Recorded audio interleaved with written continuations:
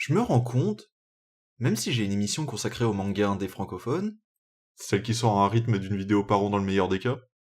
oui, comme les mangas Sky. Ah ouais, tout juste.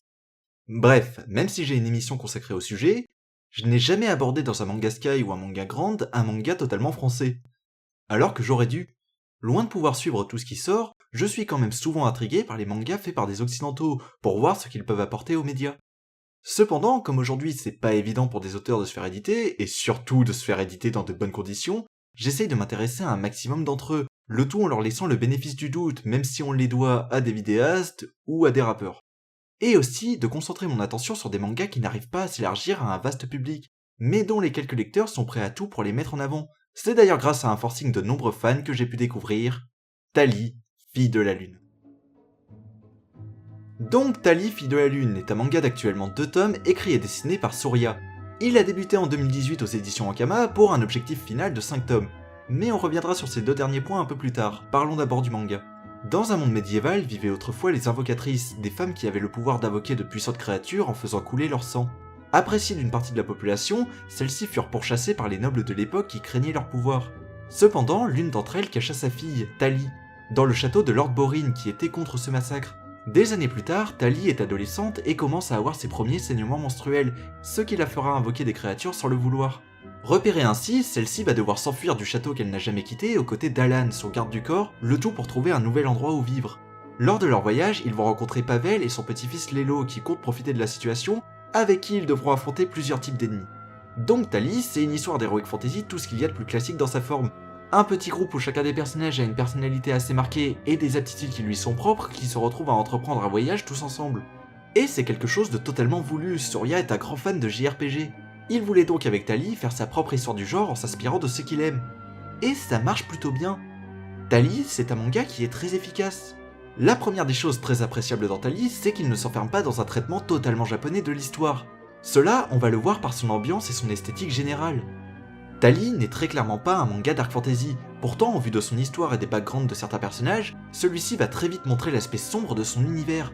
Entre les personnages condamnés pour hérésie et les clans de brigands qui n'hésitent pas à faire souffrir ceux qui les trahissent pour maintenir leur pouvoir et leur réputation, le manga va totalement assumer le côté sombre de son histoire. Et celui-ci ne nous sera pas seulement suggéré, mais bel et bien montré au travers de cases assez crues sans jamais aller dans du too much. Grâce à celle-ci, les dangers et les traumatismes des personnages nous paraissent totalement crédibles et rendent le voyage qu'ils vont vivre d'autant plus prenant.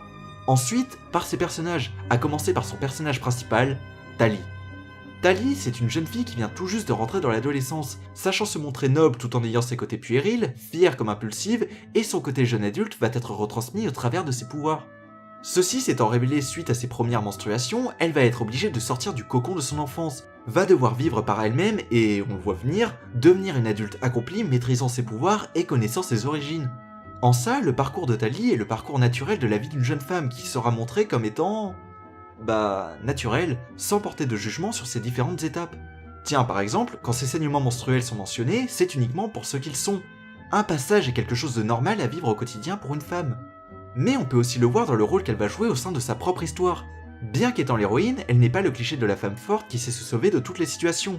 Non, elle a un caractère qui lui fait prendre des décisions, parfois bonnes, parfois moins, a son petit côté naïf mais sait se montrer réaliste vis-à-vis d'elle-même et des autres, elle se montre à la fois crédible et intéressante en tant que personnage principal et en tant que personnage féminin, sans jamais tomber dans des clichés. Ajoutez à ça, l'histoire est suffisamment bien écrite pour la développer de manière intelligente sans lui reprocher implicitement d'être un personnage féminin. Moi ça me va totalement. Et pour les autres personnages, eh bien vous partez du même principe en fonction de leur rôle au sein de l'histoire.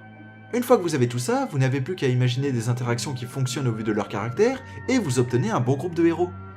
Donc l'univers, ça marche, les personnages, ça marche, l'histoire, ça marche, il nous manque quoi maintenant? Le dessin? Bah là aussi, on est sur du bon. Déjà, je dois mentionner la technique de Surya qui est assez particulière. Il commence par faire des esquisses par ordinateur, puis va les imprimer et les ancrer à la main. Et ça doit être l'une des raisons pour lesquelles j'apprécie autant son trait. Car on sent vraiment une patte manuelle sur son dessin, ce petit côté nerveux qui me plaît énormément. A partir de ce style, on a un dessin qui sait varier les plans larges comme serrés, qui sait jouer des points de vue en fonction des scènes, le tout avec un découpage qui s'adapte aux situations et qui fonctionne à chaque fois. Bon après, si je peux faire un reproche au niveau de la forme, je dirais que j'ai un peu de mal avec le tramage. J'ai pas spécialement de problème avec les trames, mais pour Tali, je les trouve quand même assez visibles, là où dans d'autres mangas, je les trouve bien plus discrets. Donc la conclusion de tout ça, c'est que Tali, c'est un très bon manga qui assume pleinement ses inspirations, tout en se trouvant une identité propre, efficace sur de nombreux points et qui réserve sans nul doute d'autres surprises pour ses 3 tomes à venir.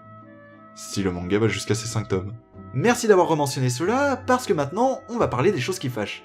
Je l'ai dit en début de vidéo, Tali, c'est un manga prévu en 5 tomes, qui malheureusement, avec ses 2 premiers tomes déjà sortis, n'a pas eu un grand succès. Et c'est là que ça me pose problème.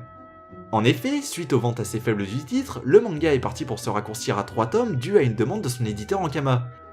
Bon, du coup, je vais pas me gêner pour dire ce que je pense de tout ça sans avoir ma langue dans ma poche. Je trouve ça particulièrement dégueulasse de répercuter les ventes faibles du manga sur le manga lui-même, en l'empêchant d'aller jusqu'au bout. Parce que c'est bien beau de prendre ce genre de décision quand les chiffres bident, mais vendre l'œuvre, c'est pas un peu le job de l'éditeur? Vous pourriez essayer de faire un peu plus d'efforts. Je trouve que ce genre de décision, c'est juste horrible, et encore pour Tali, on peut être heureux qu'il y ait la fanbase qui se soit mobilisée au maximum, parce qu'à l'époque de Lost Sahara, quand Kama a aussi édité, rien n'a été fait, et du coup le manga s'est stoppé sans effort de l'éditeur après son premier tome, alors qu'il aurait dû continuer. Oui, je sais, ça sert à rien de râler comme ça, mais c'est pour que vous puissiez comprendre la frustration de certains fans. Il est déjà très difficile de faire du manga en France. Si les quelques élus se voient coupés pour des raisons aussi insupportables, ça ne se développera jamais. On a beaucoup de titres qui sortent chez nous, mais qui malheureusement n'arrivent pas à trouver leur succès. Et là où j'entendais il y a quelques années que le manga français avait un bel avenir devant lui, aujourd'hui j'ai envie de dire que si on ne le soutient pas, il ne s'élargira jamais. Je suis loin de penser que tous les mangas français valent le coup, mais certains titres comme Tali méritent d'être soutenus, autant par les éditeurs que par les lecteurs. Et c'est d'ailleurs pour ça que je vous invite à en découvrir un maximum. Parce que Tali c'est très bon, mais c'est pas le seul à l'être. Allez, si je devais vous recommander un autre manga français qui se trouve dans le commerce, Green Mechanic, c'est vachement bien. Mais pour en revenir au cas de Tali, je ne peux pas totalement me plaindre à l'éditeur, car malgré tout, des efforts ont été faits. Par exemple en passant le premier tome de 9,95€ à 5€, ce qui laisse la possibilité de le découvrir à moindre coût. Donc profitez-en. Allez découvrir Tali, c'est un très bon manga qui vaut le coup d'œil. Voilà pour ce manga grande. Si vous avez déjà lu le manga de votre côté, n'hésitez pas à dire ce que vous en pensez en commentaire.